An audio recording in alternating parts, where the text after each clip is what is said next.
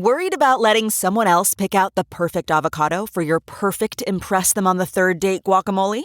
Well, good thing Instacart shoppers are as picky as you are. They find ripe avocados like it's their guac on the line. They are milk expiration date detectives. They bag eggs like the 12 precious pieces of cargo they are. So let Instacart shoppers overthink your groceries so that you can overthink what you'll wear on that third date. Download the Instacart app today to get free delivery on your first 3 orders, while supplies last. Minimum $10 per order. Additional terms apply. My dad works in B2B marketing. He came by my school for career day and said he was a big ROAS man. Then he told everyone how much he loved calculating his return on ad spend. My friends still laugh at me to this day. Not everyone gets B2B, but with LinkedIn, you'll be able to reach people who do. Get a $100 credit on your next ad campaign. Go to linkedin.com/results to claim your credit. That's linkedin.com/results. Terms and conditions apply. LinkedIn, the place to be, to be. Congratulations. You've connected with the Pulpit Perspectives podcast. Join Reverend Doctor Kent Lundy as he connects with pastors where they preach, literally at the pulpit of their church. It's a point of view with purpose and personality that informs and inspires with real-life stories from great preachers you need to know. Your host is Reverend Dr. Kent Lundy. Let's join Kent at a pulpit with a fresh perspective from his guest preacher. Hello and welcome to Pulpit Perspectives podcast. I'm your host, Reverend Dr. Kent Lundy. Pulpit Perspectives podcast exists to create connections among the clergy of the North District and their churches. I'm standing here in Whiting, Indiana, in Whiting United Methodist Church, in the way tip corner of the northwest corner of the state. I think I can reach out and touch Chicago from here, but I'm standing here in the sanctuary with their pastor, Bill Jones. Bill, welcome to Pulpit Perspectives podcast. Thank you, Kent, for having me. You're welcome. Glad to have you. So we're here at Whiting United Methodist Church. How long have you been their pastor? Not a year yet. Maybe about 7 months. 7 months. Yeah. Okay. And as I understand it, this is not your only appointment. No. I also serve at Griffith United Methodist Church, which is located in Highland. So yeah, I've been there for about 4 years. I'm horrible with time, so That's all right. About a quadrennium, we'll say, like in good United Methodist fashion. Okay. Well, Bill, what are you celebrating? What am I selling? Well, good news here in Whiting is we just had a new roof put on. We are trying to get some building issues taken care of so we can be more open to the community. So that's one project down with about 2 more to go. Okay. So we are pushing forward to try to get out in the community. With a good roof over your head, nothing's going to stop you now. Let's hope. Okay. All right. So who inspired your call to ministry? I would have to say 2 people. My mom had a faith that through many heartaches in her life was not, her faith was tested, but it never broke. So I would have to say my mom. And then with direction into ministry, it would have to be a mentor of mine. His name is Reverend Tim Powers, and he helped me get to the process and show me that there was more in life than just youth, that many other people needed to hear about Jesus' love. So he helped me tremendously as well. That's wonderful to have those in your cloud of witnesses to encourage your call to ministry. Mm-hmm. We are grateful for them. Yes. All right. So what do you do for fun?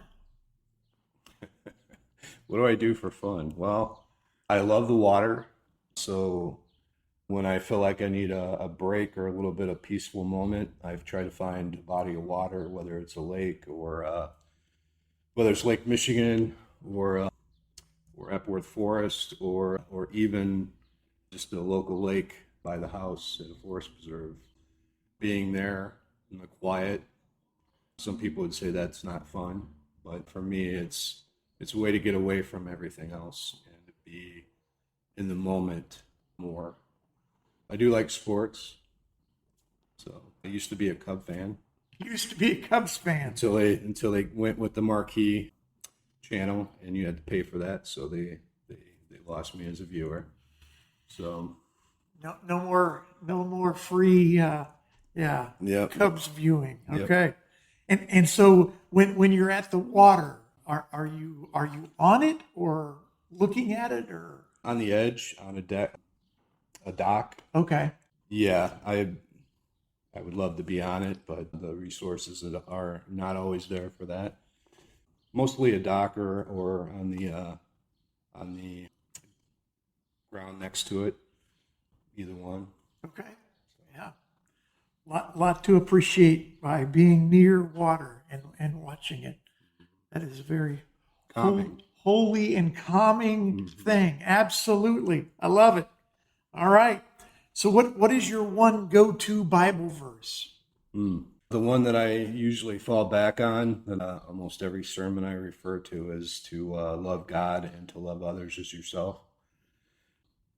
I feel that many people have different scriptures that will lift them up, but for that one, for me, having the words of Jesus told to us when he was asked about the greatest commandment, and he talked about those two, and for me, that is why I'm in ministry. So is to show the love of God and try to love others the best I can. There you go. I like that Jesus kept it simple. Yes, yes. I need things in a simple way, and yeah, love God, love neighbor, bada boom, bada bing. Yep, right? Yep, basic foundation of what we're doing here. Right. So, yep. All right. No excuses not to remember that. Yep. Okay. I like it. Okay. So who or what keeps you humble? I would have to say, hard with me saying it with her in the room, but my wife, she has a tendency she is my soundboard, and there's a lot of times where I might get frustrated in ministry, and she always pulls me back to why we're doing it. So she makes me think that, she reminds me that it's bigger than just how I feel or about me, that we have to look at the bigger picture, and and she just keeps me grounded when I'm ready to take off. Okay. So where would we be without our wives? Yeah. Yeah. What a gift. Yeah, for sure. Okay. All right. So if you only had one preacher to listen to the rest of your life, who would that preacher be? That's a tough one. I listen to several. Being bivocational, Thursday is my longer day, so that's the day I get to watch all the YouTube sermons of the people that I like. But I think if I had to pick one, I'm trying to think of his name now. He's from New York. I met him at camp, and he basically did a church plant in New York. It took him about 4 years to get a place to worship. He was started out of his apartment. When COVID was happening, he recorded and did the wonderful Zoom thing, and with groups gathered in different apartments. And the church is called Meta Church. For the life of me, I can't remember his name. Right. It'll come back to you. Yes, if you're like me, it'll come back to you. I can see his face. Yeah. Okay. What is compelling about his style or his content? The way that he preaches, I feel that he breaks down. First off, he connects the scripture with your real life experiences. He also he teaches the scripture, but at the same time as he does that, he always brings it around to how you can improve yourself in God's love, and he just does it really well. And he's just an amazing speaker. Very honest, very transparent.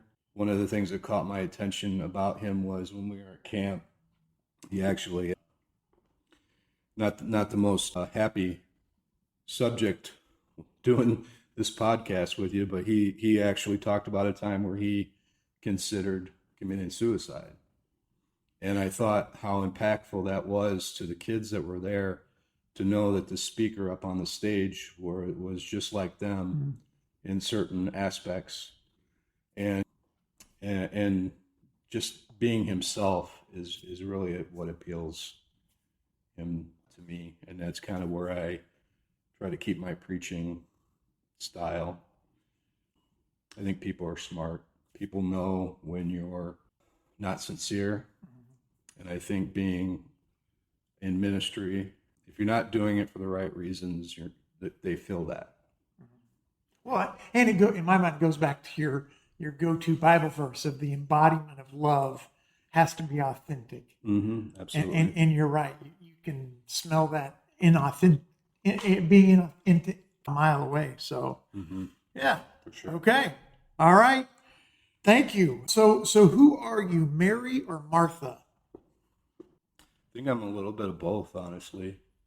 There are certain things that I'm very methodical with, and then there's other ones where I fly by the seat of my pants and just concentrate on Jesus. And that gets me into a lot of trouble with the trustees, because trustees and the finance committee, because I think sometimes we have a tendency to complicate things, and which I know that there is a reason for why we do things, but there are also times where I want to jump ahead and just do the work.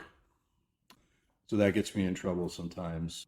But, we have to find a balance. At least I have to find a balance.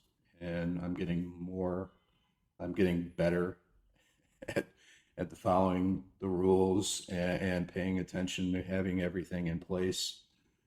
Coming from the youth aspect, I did a lot of things on the fly. So I had to switch that way of thinking over to a little bit more organization and being prepared.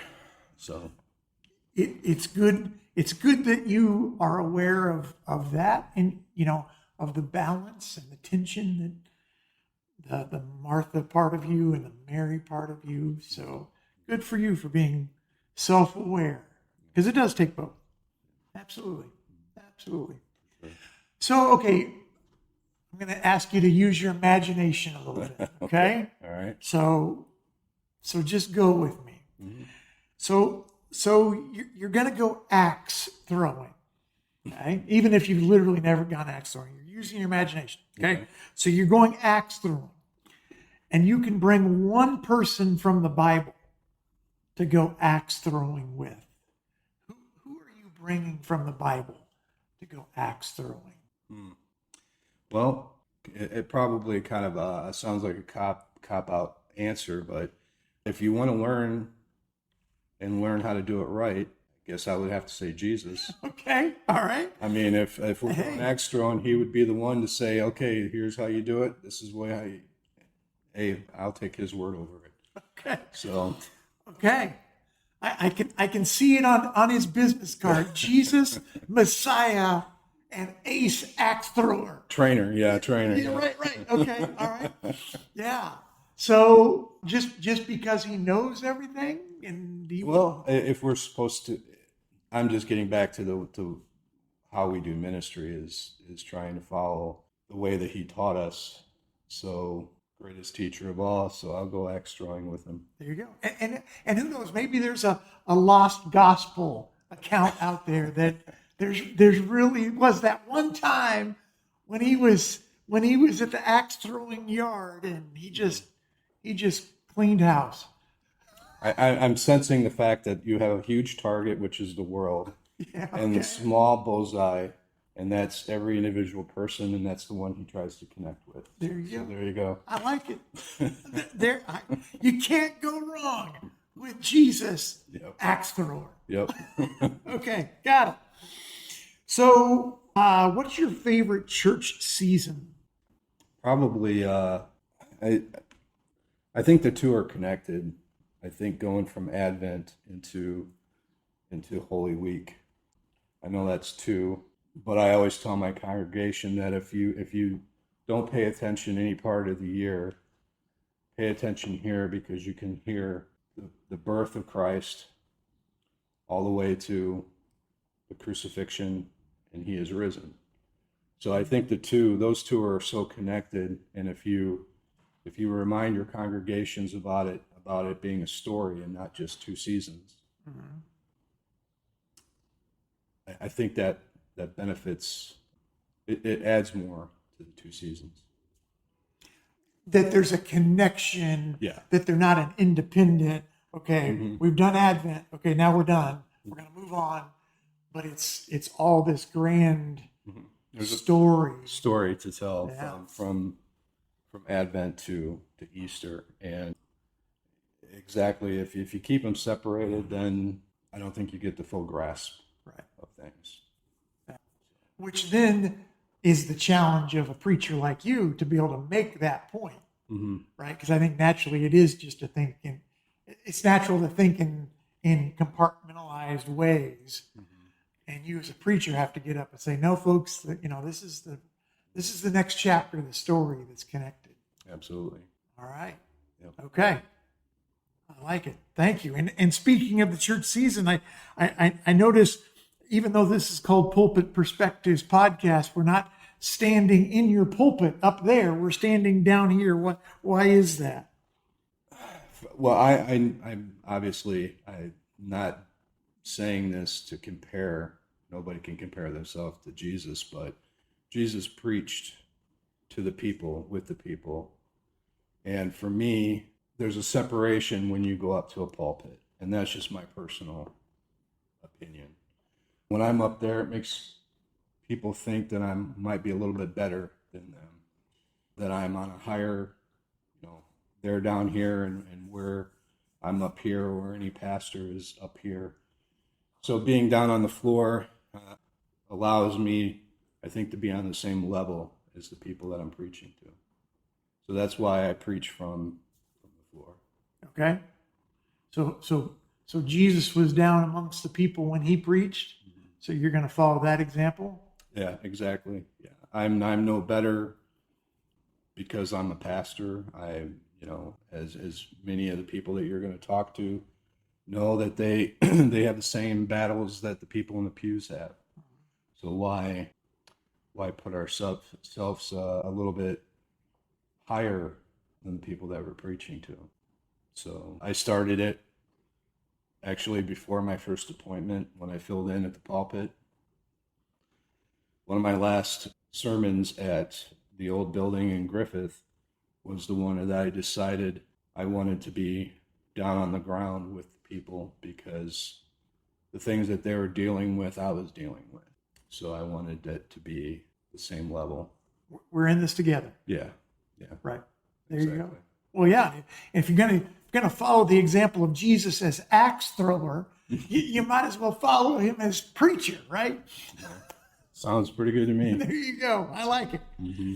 All right. So when you think about your fellow clergy, whether you know them directly or just indirectly, what do you hope your fellow clergy know? That they can reach out to me for any help at any time, whether it be personal conversation with a cup of coffee, or encouragement, or I need a chaperone for a lock-in. Are you free on Friday? All those different things. I think the more that we work, the better together, the better it is for not only the community. I had this crazy idea with another pastor of switching pulpits every quarter or so, to where he would come in here and preach, and I would go to his church and preach, just to give a different perspective. So those kind of ideas of how we can do this, how we can support, how we can help each other. Those are the things that I want them to know. So, I mean, just that they have my number. I'm here in ministry right next to you, so let's work together. And if it's whatever that might look like, that's what I'm up for. So. I hear you say You are a partner available to be present when needed. Yeah. And that's pretty incredible. Yeah. Good for you. Thank you for that. Absolutely. All right, last question. Mm-hmm. So when you think of the rest of your time being pastor at Whiting and Griffith, however long or short that might be, what three words come to mind when you think about trying to encapsulate your ministry together at those two churches? So three words that best encapsulates your future in ministry at Whiting and Griffith United Methodist Churches. Well, probably the first one would be unity, because if the congregation isn't united, what you're planning is not going to work out the best that it could be if they're not united. Second, I would have to say missional. That is my goal for both churches. Is we have an hour-long service on Sunday, and it's not just about that. That it has to be about taking what you hear and using it into the world, whether it's your neighbor who is next door, or whether it's a community event that you can be part of. You know, if you're not missional, all you're doing is, not to take anything away from it, but all you're doing is coming to church. So, and church is not what we're here to do. Third word probably has two different meanings to it.